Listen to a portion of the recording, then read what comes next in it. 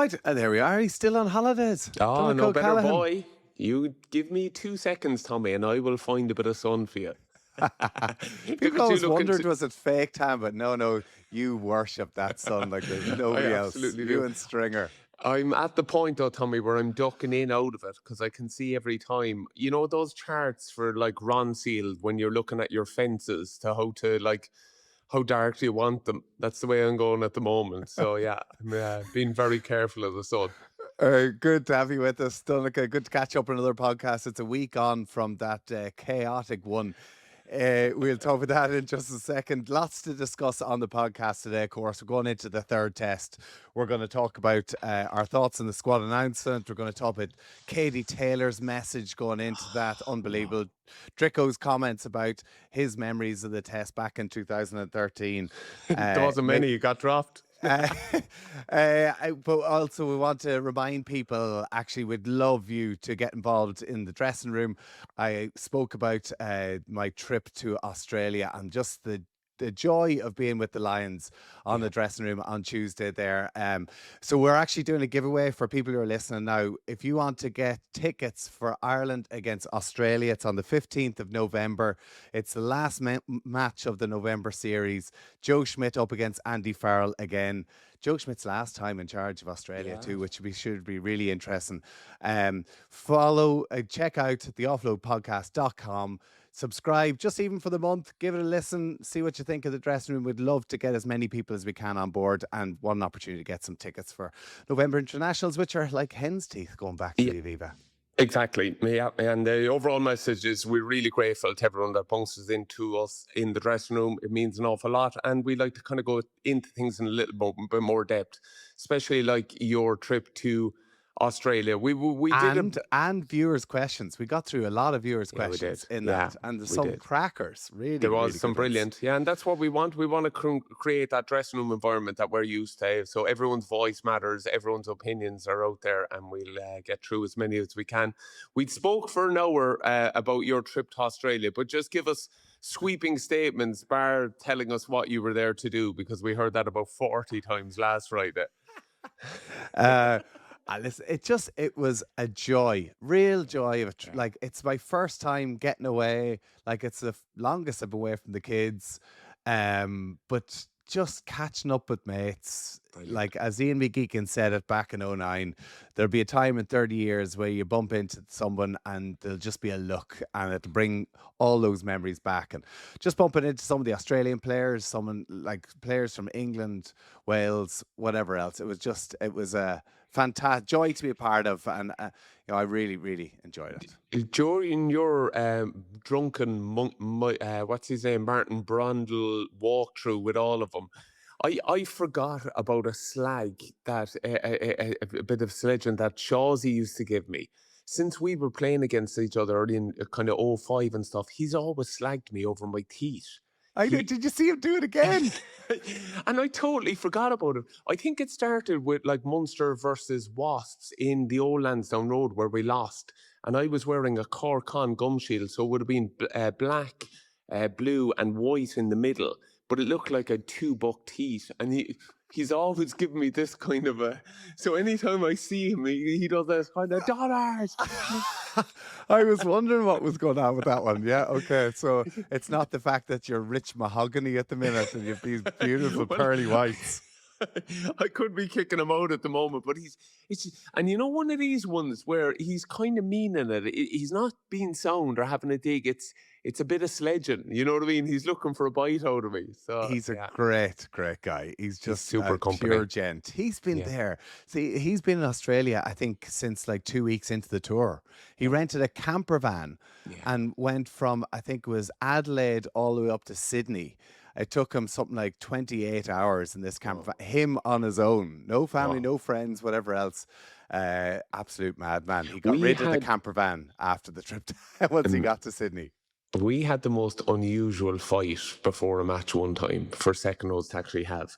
We had a fight about who should call the lineouts because neither of us wanted to do it.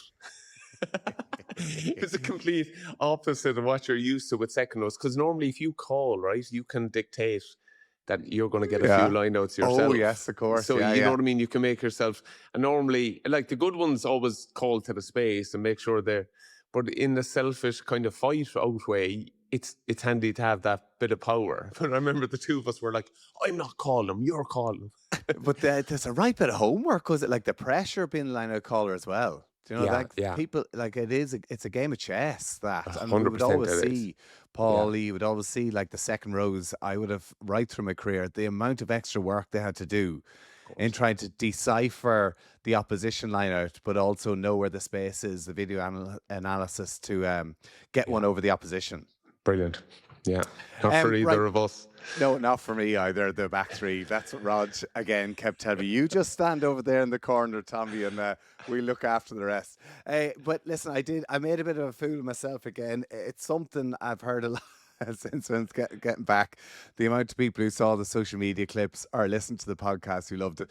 But we've all been there, right? We've all done it. We've all had those days. We've all had these days where we've had a few too many drinks, the crack is good, and we go into the dressing room and we make a holy show of ourselves. Or we take what happened in the dressing room of the team bus and we go into the clubhouse where everybody else is sober and they just don't get it. And I want to hear, there must be some great stories out there from people in club rugby, in professional rugby, in provincial rugby, underage work.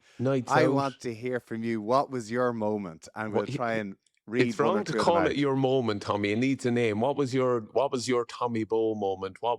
When was the time you were Boweloxed? You know what I mean? Or you need something like that, my Boweloxed moment, or just, you know what I mean? I think people, it's totally fine to reference it in terms of, I had a Tommy Bowe yesterday, lads.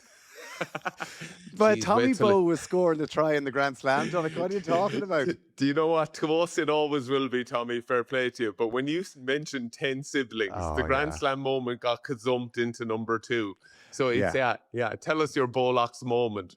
Boweloxed Black Velvet Band moment. Yeah, exactly. I've had a few of them. Quite a few of them. Yeah, we'd love to call them out. Mike, like I'm sure many have as well. So listen, send through your hashtag Boweloxed moment, and we'll try and get through a few of them maybe next week, because the lad I'm sure there's some great stories out there. 100% so even if it's not about you, somebody of course else. But I know we're going back to Andy Farrell, but it's those moments of vulnerability, isn't it? You know what I mean? I know you were feared up and stuff like that, but sometimes that's where you you shouldn't have been, fella. Like we said it, you wanted to record the day before, and we should have. I was pushing because we hadn't got the team, but sure, we spent no time chatting about the team.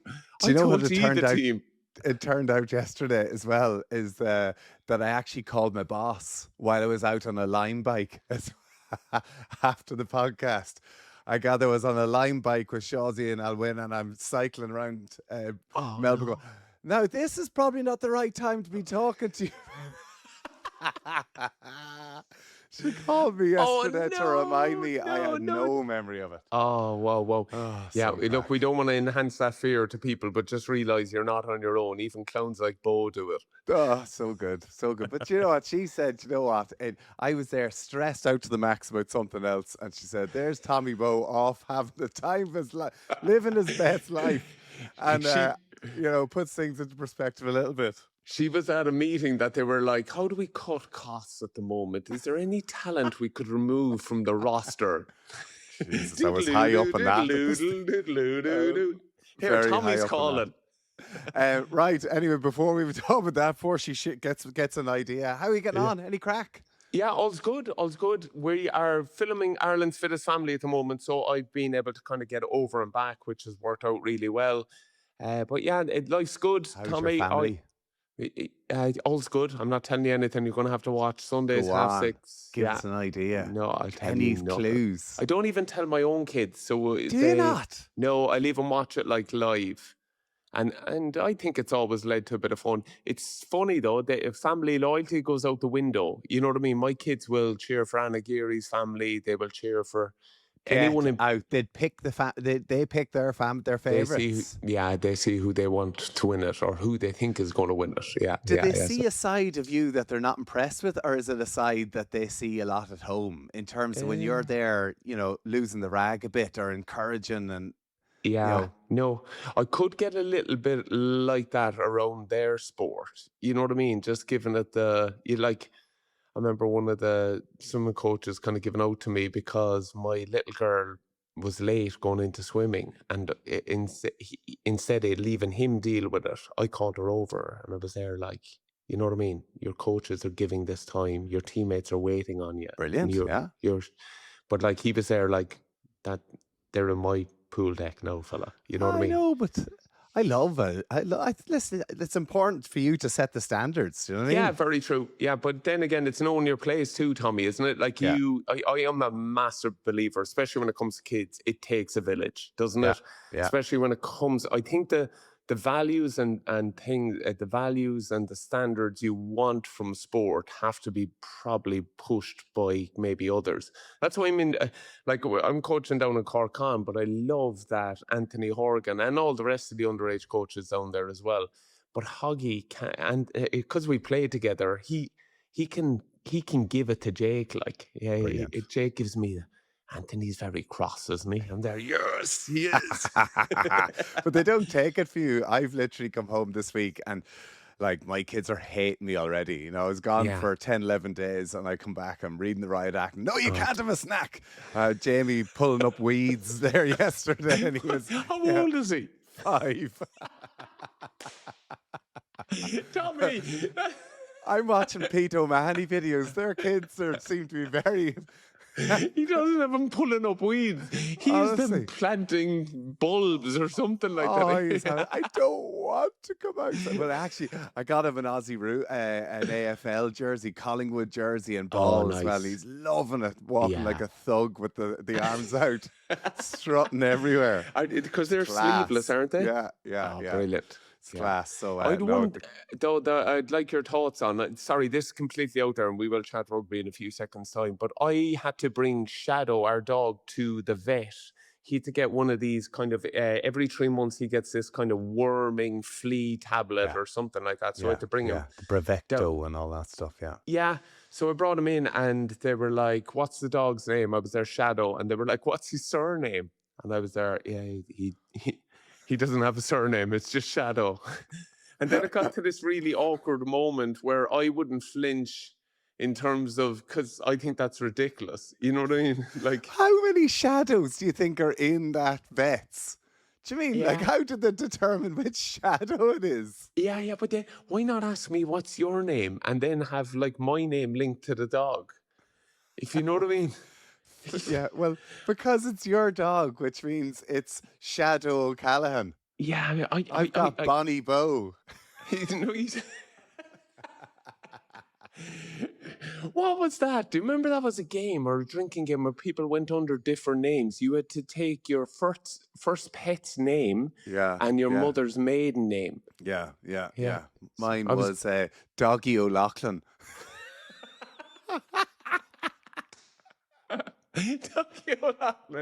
I was, listen to this for one. I was Cody Roach. Oh, that's cool. Isn't it? I'd take that. Yeah, Like yeah, we yeah. were very original. Yeah, our first dog got called Doggy. So It's like the sorry. kids have their teddies now, and they're all just their teddy that goes everywhere with them. It's just called Teddy. Yeah, that keeps it simple. Yeah, it does. There you go. Yeah. So so you didn't give in to the vet with the surname? I no. did in the end. Like I was there. My surname's O'Callaghan, so it's probably what you've down for the dog. But you see, Darren and Carly used to give me a hard time over this in the association with the dog being the pet. Of course, I love it to bits, but there is, you know what I mean? This kind of like It's your family. It's a part of the family, man. It's my favorite child. you can't say that. I can. She's the only one who is excited to see me. Jeez, Tommy, you didn't get in this much trouble last week when you were boozy, as opposed to this week. You've already gone out about Jamie pulling up weeds. Well, that's why. That's the dog loves me. The favorite family member. Giving Oh, I out love to it. Emma will be late. Yeah. Oh, jeez. Oh, wow. Yeah. Oh, yeah. But Okay, a so bit I'm like on my you own did. with the surnames. Just get involved and call the dog what I need to. Well, it is a bit ridiculous. Yeah, exactly. Whenever Isn't you it? do. But, I mean, what do you do? It's part of the family, yeah. It's your Yeah. dog. Shadow O'Callaghan. Shadow O'Callaghan. Good name. Tommy, just other things that are interesting me at the moment. I'm mildly obsessed by AI and its advancements. Me too. Isn't Love it it. wild? Well, You're loving it. Oh, I love it. I'm all over it. Yeah, like Yeah. I can't. I find I'm struggling to use it, but like on Ireland How like, do you get a 5-year-old to pick weeds? hey, but see, like asking it a question like that. See, even for like briefs and stuff of her work in Ireland do you know what I love about it is that you can ask it a question and then like a description. Say I'm doing an interview or talking to a politician or doing on the shortage of water. I was able to like put it into ChatGPT, and then it does the big blurb, and then I can hit play and it reads it all out to you, and then it like can turn it into a podcast. You can like get like full descriptions, books, break this down to me into a 10-minute podcast, and you No. can listen to it in the car. Oh, it's Oh. unbelievable. I love it. Wow, that is fairly impressive, to be Warren fair to it. hates when I use it, because Yeah. I'm going off thinking about all sorts of random stuff that is of absolutely no interest. So I'm like asking, what do you really think though? Like, Yeah, exactly. I think of an example. Like she goes to me after, were you looking at ChatGPT last night? Yeah. Wow, incredible. Well, I saw something here that new robots are, artificial intelligence has become so advanced that, you know, it can pass that test what you have to do as a human, you know, to get into stuff with the traffic lights and different things like that. All right. With So the AI, traffic lights. What traffic lights? do you Or it know can the way tell if it's sometimes red, it goes, green. show me how many motorbikes are in this, or click Oh, on the yes. boxes. So Oh. AI now has passed that. AI would do a better job than me on that thing. I hate that. Click I the end up fighting boxes with a that. bus. I'm like, is that a bus? I'm trying to look at it on my phone. Can't even zoom in. Technically, that's in both boxes, so I'm going to count it. What exactly does that count? The double box one. Yeah. You'd like to think that's where it catches you. Well, Or the ask AI traffic from now on. lights, like the pole. If the pole covers across, but it's actually not a traffic light, Which is the part. So they're saying the next generation of ChatGPT has been able to pass online verification tests. Wow. So Wow. keeps getting better and better. It is. It's frightening. It's frightening. I tell you what, it's I don't know. Yeah, like it is. It's insane how fast it's progressed. Like if you think about it, 2 years ago, we weren't really talking about ChatGPT. We weren't talking about AI. Like certain people they were kind of talking about this is what could happen, but how fast it's progressed in the last 2-3 years. To think Yeah. where is that going to go in the next 2 or 3 years? It's unreal, even in terms for kids. You know what I did one day with Emma? Oh, wow. I told Just one. hold on. Can we do a new thing where you think about what you're about to say for 4 seconds, Okay. and then we see if Well, it's still a good idea? No, I did this. You love this. You should try it, right? And we had a children's author on the show one day, and I told her I did this, and she was so pissed off me. So pissed off. But I apologize, right? Brilliant. They're there clinging on by their hands or But their I went, fingertips to the I put on industry. to ChatGPT. I said, right, my daughter's 8 years old. I want to create a fun story about resilience, friendship, and teamwork. Around her sports day where she got a silver medal, her friend is such and such and such and such and such and such. I want to create a story about sports day in finishing second, but how teamwork and friendship can be. So all of a sudden, within like 30 seconds, this story comes out. It's like 2 pages long, and I read it with her, and she was loved it. You know, and talked about her little friend did this and went over and they hugged after it and didn't win, but today's all about. It was amazing. Wow. Like, No wonder she was glad. She was just glad she wasn't weeding in the garden. She would have taken anything. But Tommy, you can't do that, man. You should do it. As a child's author, there's a fair bit of work that goes into it. Oh, I know you're a children's author, aren't you? There Yeah. you go. You have basically... I know. You've rumbled the game on all of us. I know, man, but this is what's happening. Like, Yeah, this is yeah, the way it's wow. going. It is the way it's And going, the fact isn't I it? was able to tailor to all her friends. The Yeah. fact that like all her information is now up on on the internet somewhere in some clouds that we have no idea what the hell's happening. ChatGPT is there. Where do I store this ridiculous story from Bowe? Emma Bowe and all her mates. Right, okay, this is Just a rugby quickly, podcast. Should we have move to on? give a tip of the hat. Sad news. Joan Anderson, who invented the hula hoop, has passed away at 101. Do you know what I mean? What a servant. What a servant. What a toy. There you go. When Emma is not reading ChatGPT stories and pulling up weeds, she loves a bit of hula hooping. There you go. Get her a hula hoop. 1956, she brought it. It came up with it.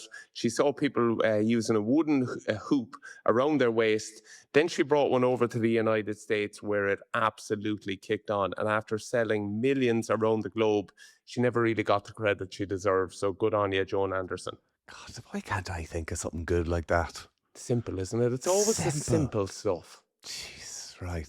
They're good fun hula hoops. Give me a good simple thing that I can make a fortune off.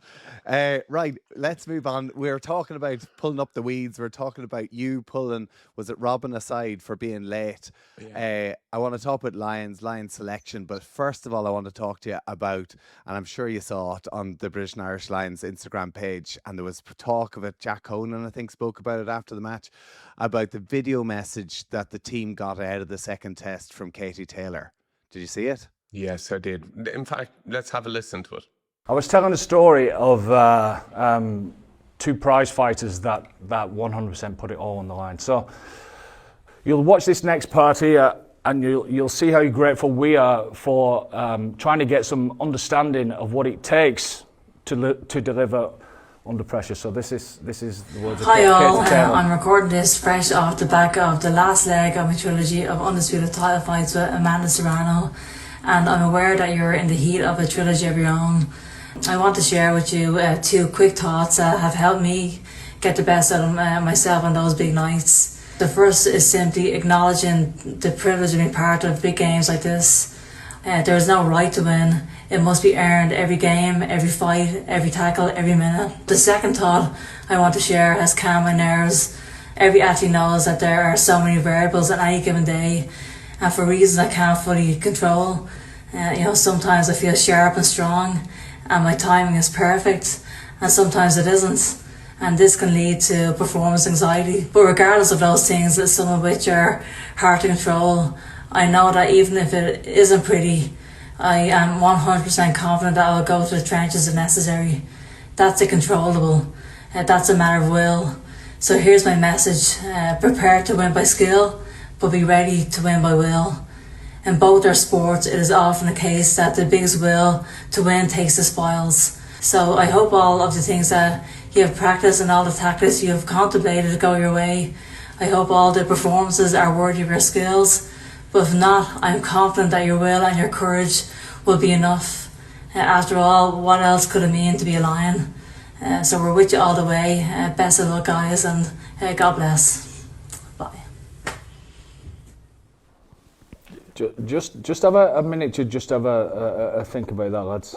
Just have a minute to have a think about that. There's somebody that's put everything on the line. Man, like, I'd say it's quite daunting being asked to do a message like that, particularly for someone like Katie. But going into the trilogy, our greatest ever sports person, I would say. Ever. She is. But like some of the messages that come out of that, like what sticks with you on that one? The line. Prepare to win by skill, be ready to win by will. Like that's a tattoo, isn't it? You know, I agree with you. I love that she spoke to them at eye level. You know what I mean? For me there, that's line on line. If you know what I mean, lioness, just basically saying and treating them with that. But Tommy, you know it, man. That if you can get that message across to a group of, you know what I mean, top end athletes, that it doesn't always go your way. There's days you feel like shit, you know what I mean? And you have to find a way. And we've seen her do that so many times. Totally. Like, I love that. And it made me think of another clip I heard there recently. Somebody asking, what's your motivation? So it's not motivation, it's discipline. Because some days you'll wake up and you'll bounce out of bed and you'll be motivated to train and everything's great. Some days you bounce out of bed, you've got a match that day and you just feel like crap. And she said, I just love that, you know, even if I don't feel 100%, I am willing to go to the trenches, whatever it takes. And listen, you know, you talk about that clip of you can prepare all you like and you go into the fight and the first thing you get a bop in the nose and everything goes out the window. I just saw, and that's what the Lions did last weekend. I mean, Australia came out of the blocks, man. Unbelievable. I'd say they were a wounded beast up against the ropes on that one, and down to sheer determination and will.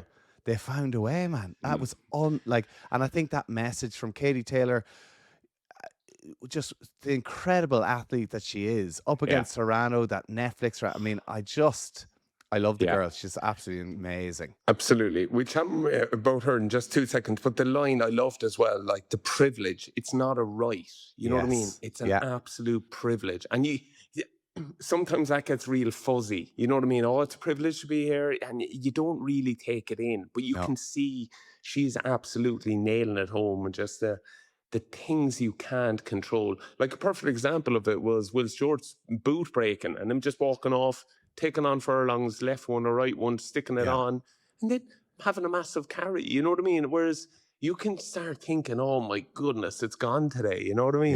Yeah. So you think of the Lions, you think of speeches. Like that's and I think that out of the Lions DVD, hopefully they'll show us the proper video of that speech from Katie Taylor, because they kind of cut it off, I think, in the one that we saw. And I just think that if that goes out on the DVD, that's going to be a moment on it. Oh, it just got the hairs in the back of my neck standing up, and it bloody worked. You said it, and you're 100% right. She's our greatest ever, isn't she? Like, for not only what she's done in the sport, but she has transcended it and single-handedly dragged her sport up and along with her. I think trailblazer, hasn't she?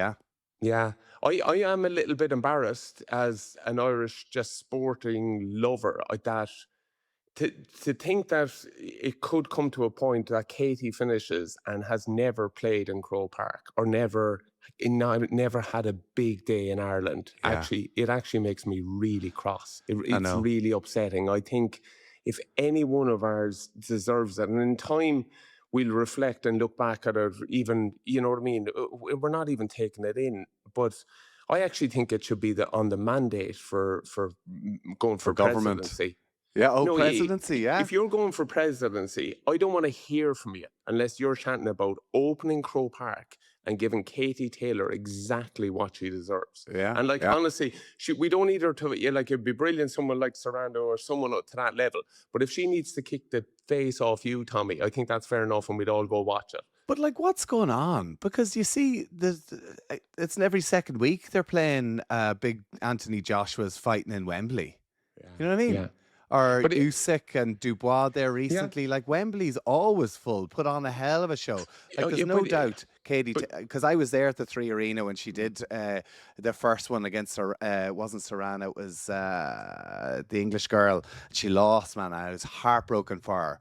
And then she came back the second time and I was thinking, oh Jesus, this is good. And she just found a way. I just don't get it. It's all come down to security, they say. And Matchroom won't pay for the security. Well, just find a way to make that happen. Look at the last few weeks. We've had Croke Park jointed for our brilliant amateur athletes who absolutely deserve it. But here is our GOAT. Here's our greatest of all time. And we it's just, you know what I mean? And I'm not talking about the purse or the money. It's just a respect thing that we could all go and just, I know this sounds nuts, but in a mad way, just tell her how much we love her or thank you. You know what I mean? I just think it annoys me. I know you're saying Wembley, but Wembley isn't the spot for her. She's an Irish No, I girl. don't want to be in Wembley. But it just frustrates me that they can do it easily in Wembley, but they can't do it in Dublin for some reason. I get you. The other thing that would really annoy me about this is that Katie, I would just find a real handy gig, play against. She doesn't do it, man. The Dragons, but I can't say that anymore because they're beating Ulster nowadays. So find Ulster, go on, you're but fine. I mean, play Ulster. No, but like, give yourself a handy win No, here. that's but not she'll her. pick. Yeah, she'll pick the flipping biggest title challenger. She 100% would. Like, let's make it happen. And I can't deal with the drama of it. So yeah, no, we'd No. love to see that. But well done, Katie, and that message. Yeah, thank you. Absolutely, you're one of a kind. And listen, we're actually so privileged to have some incredible sports people. But I think she's definitely right up there, top one, if not top 2, 3. You know what's impressive when a room of lads is quiet, don't you?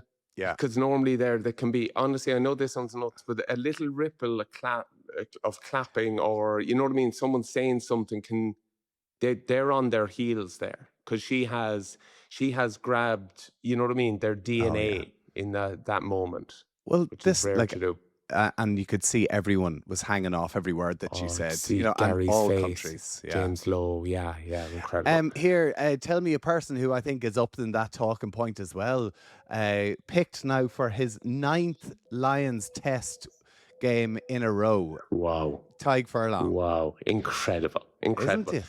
When Tyg comes back, can we put him in like a glass box? Keep him in, I was going to say the RFU, but he'd go crazy. Keep him in a farm somewhere that he's happy out. And then just put a sign, break in case of emergency. You know what I mean? Like, take him that's out what they have done. That's what Yeah, the they- Lions have done. He's been wrapped in cotton wool all the way. Like, he missed the URC final. Yeah, let Played him the miss following week. Let him miss all that, man. He's at the point now. He is. Funny you say it. Prize fighter. That's exactly what he is. Roll him out in the big days. But incredible, especially in that position. Like, whatever about the skill set that we see of him, but just the nuts and bolts of that position, the kind of scrummaging element, the kind of finding the corners at maul time, the back lift and stuff like that. He's incredible, man. What a player. What do you think?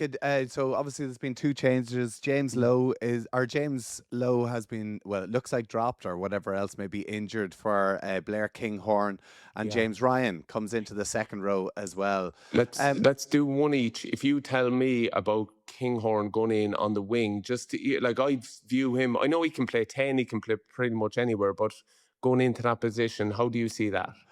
He's a class act. I actually think if he was fit, he was there from the start of the series. He would have been starting, no doubt about it. Either on the wing or even at fullback. I think that he would have given Hugo Keenan a hell of a run for his money at fullback. Hugo, wonderful to see him finish that try in the dying moments of that game. I was delighted for him actually, because he's gone through quite a bit with sickness and everything else on tour, and just he's a good kid, so I was happy to see that. But I think Kinghorn coming in deserves a chance to start. I do have to say, I think James Lowe was fantastic setting up that try for Ty Byrne in the second test, but he's not been the vintage James Lowe. He's not playing at maybe the level we've been used to seeing him. I know there was a lot of people whenever I was over there were questioning whether he was fully fit. He's Irish. That seems to be the. Well, I do think listen, he's so influential for Ireland. Like, he so is. influential. Like, we haven't really seen much of his left boot. We haven't seen him really the finish. He hasn't been getting as involved as we've seen him in the Ireland jersey. I just don't think, even in the warm-up matches, he's not the James Lowe that we were used to seeing. And listen, it's the end of a long season, man. Who knows what sort of injuries and niggles he's carrying. Yeah, and that's what we've heard about Mac and Joe being out. You know what I mean? I don't think they trained. They were saying they were 85%, and you just can't go out in the Lions Day. I just wonder sometimes with James Lowe, this tour, it was like he looks so anxious to make it happen. You know what I mean? He's nearly overplaying. You know, like. But you know yourself when you're like that, and you're not 100% right. Your body's not 100% right, so you have to put in extra effort. And particularly on the wing, just sometimes it just doesn't go for you. Some days you're on the wing and every ball comes to you and it's brilliant. Yeah. Other weeks, every ball seems to be going to the other wing, and you're like, trying here, and it just seemed to be like that for him. Yeah, I'm delighted for James Ryan. I think it's a great addition. I know people would have questioned it early in the tour, and like for us, he's a guy that we'd like to see more of. Remember, we were chatting before that you had him on Ireland chatting about what was it, sailing? Ancestors. Well, I talked about his love of history, but he's big into. It was the Dunleary Regatta. Well, the Dunleary Regatta, man, if you're looking for a bit of bang, yeah, I think he's been incredible this tour. Especially from that First Nation Pacifica game, I think he probably stepped out of himself a little bit I and brought a thought bit. Cummins played better than him. Did you? Yeah, Yeah. yeah. I thought Cummins had a big game that day. Yeah, he did. He did play well. I'm just looking at collision, man. I was just looking at front end winning those kind of moments, and you never know what's going on there as well in terms of line out options or calling options, stuff like that. But tell me, just one moment, the Hugo Keenan try where he at that ruck, I don't know, is it the ruck that caused all the trouble? But we're on the back foot, and James Ryan gets a ball going the short side, so he's isolated on clean out, and one to win the impact and win unbelievable meters after contact, but then the body fight to do it all right to make sure. He had a big impact. I think everybody who came off the bench last week had a super impact, Kinghorn included. And I thought James Ryan really stepped up to the mark that one. Yeah. Like, are you surprised? Do you think it was big enough that Chesham drops to the bench? Like, to be fair, on Tuesday's podcast, you were questioning.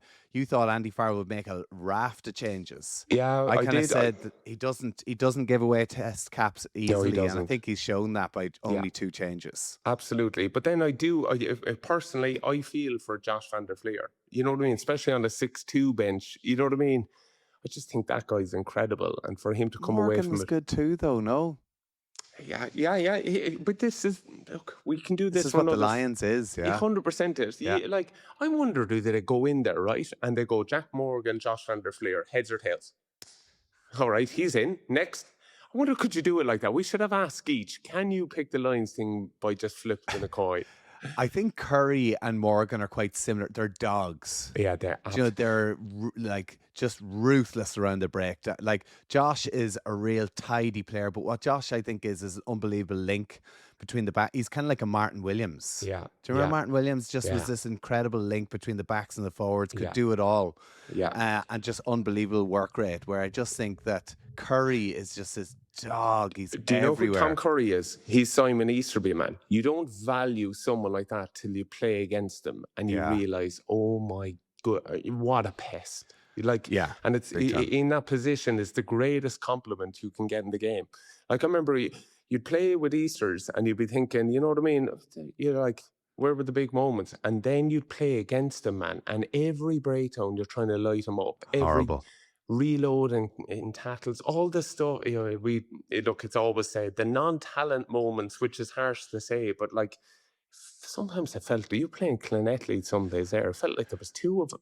Yeah. No, I know it was probably Guy as well, but that's the beauty of the game. That's why rugby is so special, that there's a position for everybody. You know, it doesn't have to be the skillful, wonderful, talented players all the time. There's people who have that bit of dog who kind of make the perfect team work. What are you thinking of the Australian team? Valentini missing out is the big one, really, isn't it? You're kind of glad for Nick White and his last game as well to kind of, you know what I mean, tug out and run out. I used to play against him at Worcester against Exeter, man, and he can make the place motor. So, and he's chopsy. He's all mouth, and I think he'll lead to a little bit of niggle, and because we saw that in Test 2, which was kind of missing the last time in Test 1, but he'll certainly accelerate that, and as well, he's out the door as well, so he couldn't care less the amount of trouble he causes. So my kids love him. And I'm trying to Google here the cartoon character that he is with the big moustache. Yeah.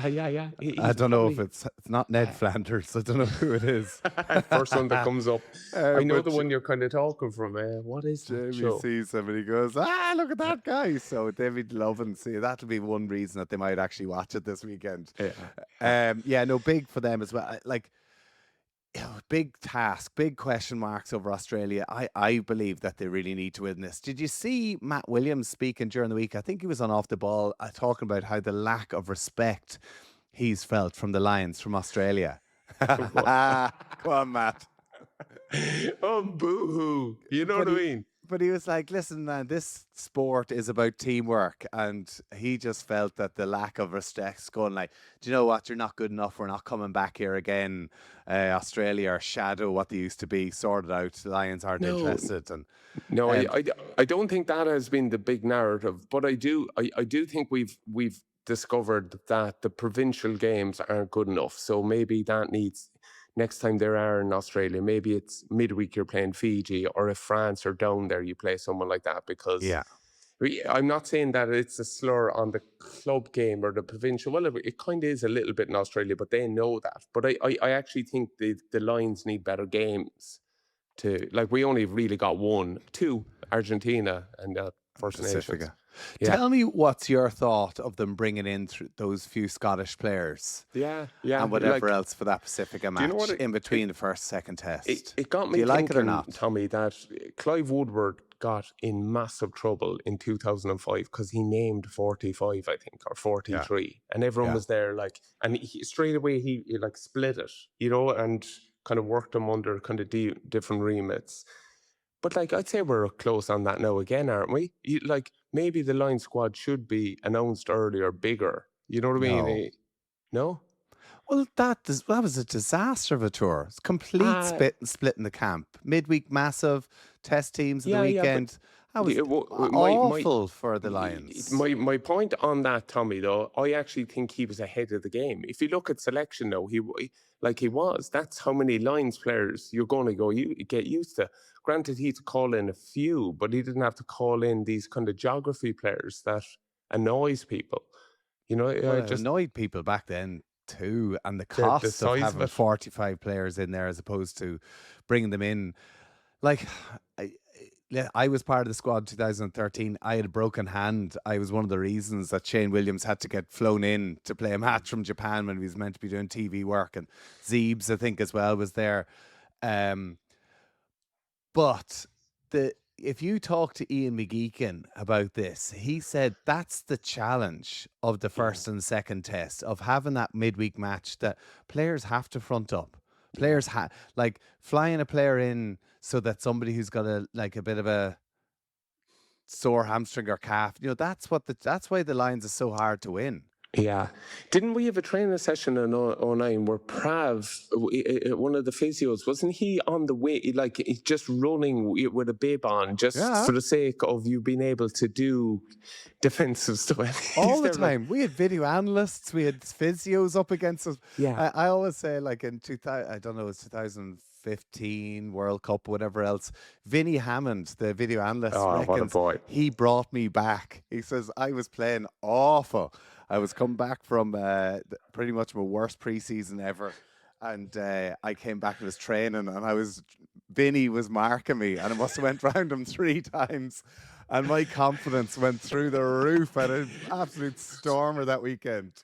Vinny is a beauty. We love him to bits, and we know he'll hear about this, and he was slagging you off, Tommy, that you probably got a ball in too much space, and he was left with a 3-on-1. He still says it to me, man. He said, I made you, man. I made you. Because... but talk about a way to boost your confidence, sliding between, slicing through this gap between the, rehab specialist and the video analyst. And I think I'm a world beater. Chip it over the bag, man. To score under the post. to round Willie Bennett for the finish. Ready for test 2. Bring it on. Yeah, but I understand that part of it. That's touring, isn't it? Someone playing out of position, which it's kind the of challenge of it, man. It's the challenge. That's why the Lions is so hard. Now, I know that this Lions series was about winning number 1. They had to win this series. So bringing players in, and New Zealand's going to be different again because the midweek matches are going to be a little bit more difficult. But I do think that you need to have that. It's. Going forward, I think, having that squad, making them go through, do things that you wouldn't normally do is what the Lions all about. Yeah, I find Matt Williams' point, it's kind of sad that he feels like that, because maybe that is a little bit of the narrative. Maybe that you were on the ground in Australia. Are they feeling that a bit, being slagged off? Yeah. Did they? But do you know what? May I say that, like, that's quite an un-Australian feeling. Normally, it's like we'll ram it down your throat. But like, the worst thing anyone can feel for you is sorry. And I don't think anyone, like, I think the Lions have taken the Wallabies or Australia at their merits of being like world champions. You know what I mean? World Cup winners. Like, take the kill when you can get it. There's There's shadow no. of that, Donncha. I know, but this is probably the bit. So, would you rather we were all sarky and even just kind of like feeling sorry for you, kind of giving it the God love you, which I don't think has been the case. This is why I said I wanted it to go to the third test. I wanted Australia to win, and you were having none of it. And I think that Australia needed a test win. They need it, man. You see, they're losing players they're losing so many players, and it's not like at the professional stage, it's schoolboy level. Yeah. Like where schools are so big in and rugby union used to be massive in schoolboy rugby. Now so many school kids are going to rugby league because there's like 30 professional teams there. Yeah, there's 30 professional AFL teams. There's maybe 15 professional rugby league teams. There's reading 4 in Australia. Murray Kinsella has a good article on that about just the drain of talent into different spots and the amount that they had. So he's kind of gone on the floor like you know he would and looked into it. Yeah, it is a worry. But the only thing, Tommy, is before they were in that situation with no money, now after the Lions tour they've money, they've 2 years now between a big World Cup. Now it's time to start attracting the talent. It is a niche sport. There's no point going away from it. Like, we don't bitch and whinge that, you know what I mean, like about hurling and football all that much. Like, but they're not professional. If hurling and football were professional, I'd say you'd lose a huge amount more players. I can tell you now, for the sacrifices, it's probably easier than what those lads go through. I totally agree. I totally agree. But if they were getting contracts like rugby union were getting, I'd say way more people would stay in West Cork and play for Cork. Or way more people. I just think, right, honestly, imagine Ulster approach some of those Donegal lads. Yeah. I think they'd say no. Well, they're not moving. We've tried. Yeah. Yeah, no, exactly. I'm not just saying the Ulster, same. Like if Cork chatted, or sorry, if Munster chatted to any of those, you know, the Kerry lads or the Tipperary lads that won All Ireland this year. Yeah. No, I agree. Listen, rugby's what, fifth biggest sport in Ireland? Yeah. Like, you've got to think Gaelic football, obviously, number one, soccer and hurling.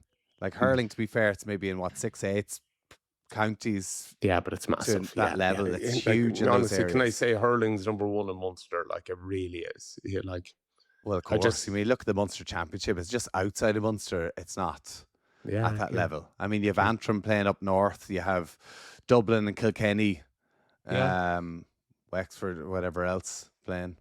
Anyway, right, let's not get into that. So, how we ended up here? Right, let's finish up quickly. Drico, interesting, did an interview the other day, October 2013, about the impact of being dropped.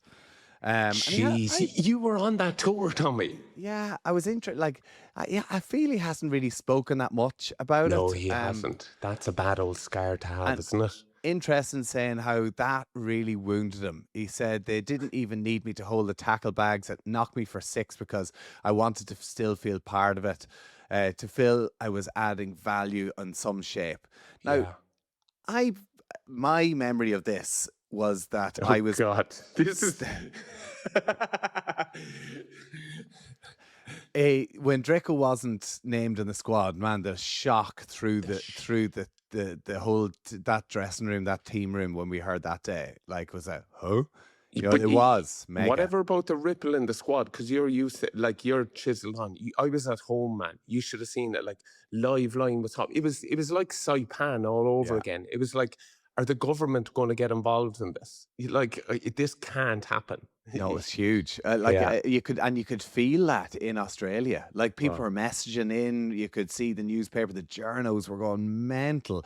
I mean, Gats loved it. I mean, he just was. This is what he did, you know, to cause a real upset. He's done it so many times with Wales in years gone by, and listen, it worked for him. But my memory of it was we had one training session before that third test. It was 1-1 in the series, and Drico trained against us. And I remember two backlines going against each other. Drico fronted up, trained really well.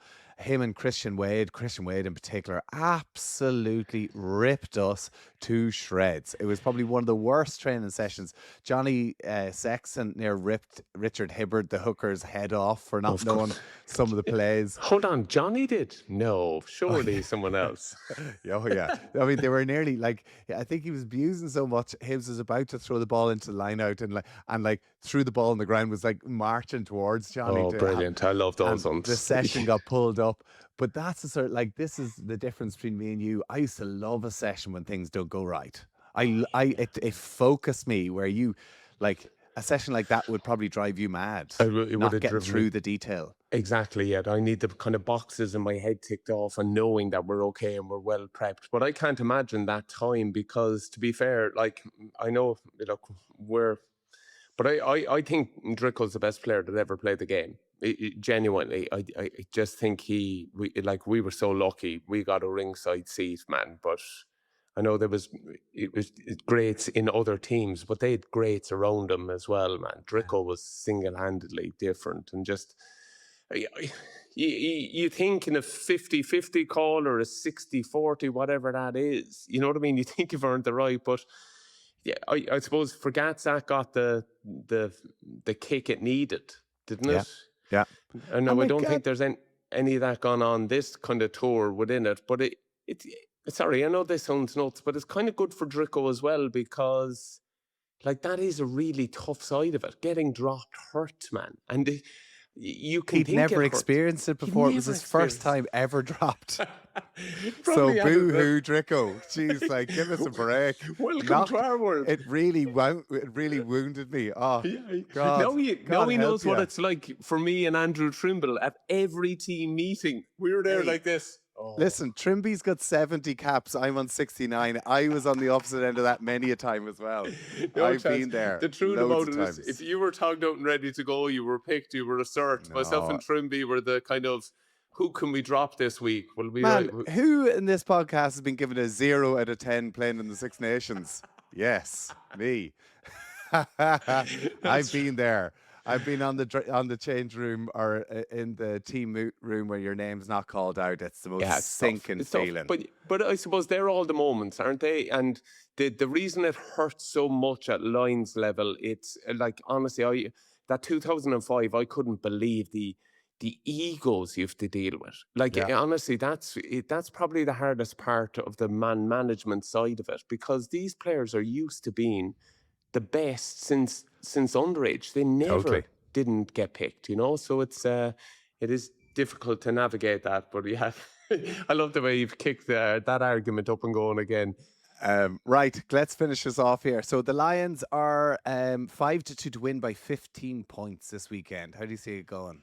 Well, I listen to Marrow, man. Anytime he chats, I try to, Marrow. I get distracted by the earring. Do you? I was kind of blown away by his mindset of, yes, we've got the results, but we haven't got the performance. And I think if you listen to, I know they're probably old for those lads now, but they've done what Katie Taylor said over the last two. Yeah. You know what I mean? They found the way. They had the will to win. Yeah. Now I'd love if we had the skill at execution. If we really hammer Australia home. Hammer them and have poor old Matty Williams balling into his cornflakes. Oh, boo! Poor Australia with your massive population. Go away and don't be annoying us. Okay, listen, I think I would love to see Australia win, just for the good of rugby going forward. And we need a strong Australia. I know you don't agree, but the Lions have got the series win. What more do they need?